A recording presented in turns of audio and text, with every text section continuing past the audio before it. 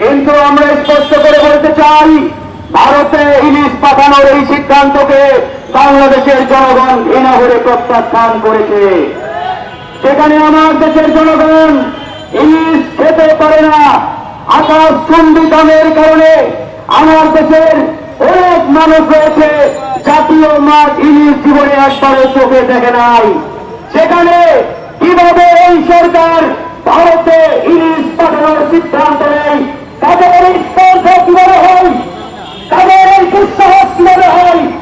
এই ছাত্র জনতার বিপ্লবের মাধ্যমে চেয়ারে বসে তারা ছাত্র জনতা তথা জনগণের আবেগকে পুঁজি করে এ ধরনের একটি সিদ্ধান্ত নেয়।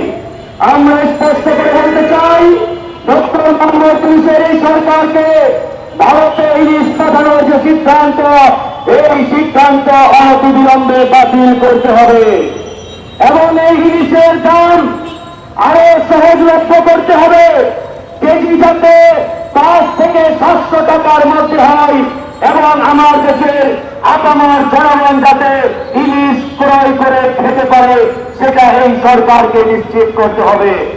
প্রিয় বন্ধুগণ, আজকে ডক্টর মোহাম্মদ ইউনূসকে নিয়ে আমাদের কোনো আপত্তি নেই, কিন্তু এই সরকারের উপদেষ্টা পরিষদে যারা রয়েছে এদের বিষয়ে আমাদের যথেষ্ট আপত্তি রয়েছে, অভিযোগ রয়েছে।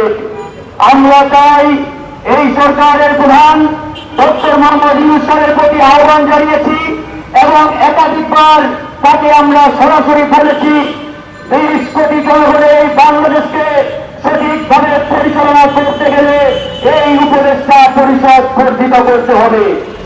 এই 25 জন মানুষ নিয়ে এই বাংলাদেশ পরিচালনা করাটা অনেক কঠিন, অনেক কষ্টকর এবং এই উপদেষ্টা পরিষদে অনেকে রয়েছে যারা এখনো ভারতের প্রতি প্রেম দেখায়, স্বীকৃতি দেখায়।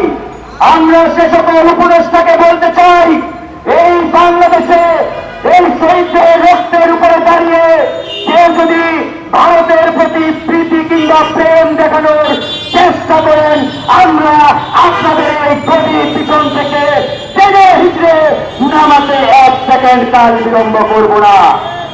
কিছুদিন আগে আসিফ নজরুল সাহেব আওয়ামী লীগকে বাংলাদেশের ইতিহাস ঐতিহ্যের গোল হিসেবে ঘোষণা দিয়েছিলেন।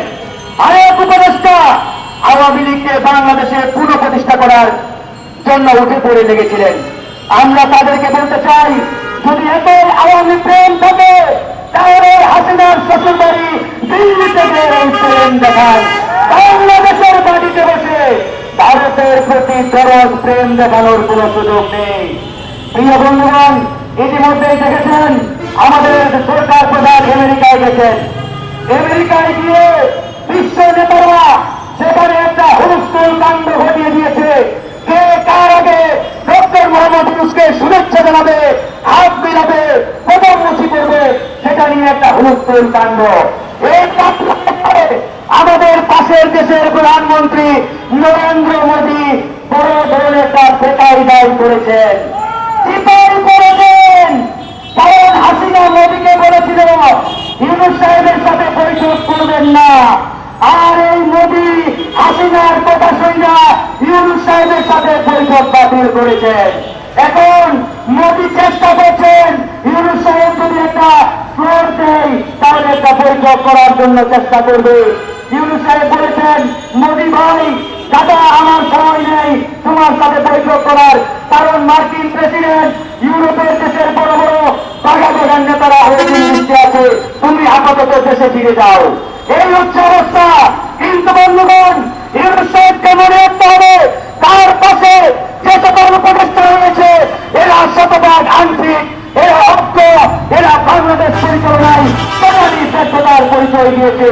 তাই আমরা বলতে চাই, রাজনৈতিকভাবে অভিজ্ঞ আরো 25 জন মানুষ নিয়ে এই উপদেষ্টা পরিষদকে 50 সদস্যে উন্নীত করতে হবে। আমরা যারা দীর্ঘদিন ফেসিবাদ বিরোধী লড়াই করেছি, এই ফেসিবাদের সময়ে নির্যাতিত হয়েছি, নিপীড়িত হয়েছি, আমাদের মধ্য থেকে আরো 25 জন মানুষ নিয়ে এই উপদেষ্টা পরিষদ গঠিত করার জোর দাবি জানাচ্ছি। একই সাথে বলতে চাই, শেষ কথা, চূড়ান্ত কথা, ভারতে কোনো ইলিশ যাবে না। ভারতে যদি ইলিশ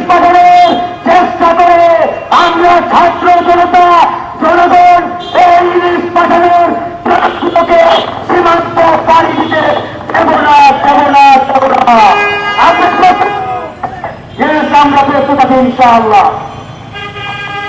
মধ্যে কথা আলামিন ভাই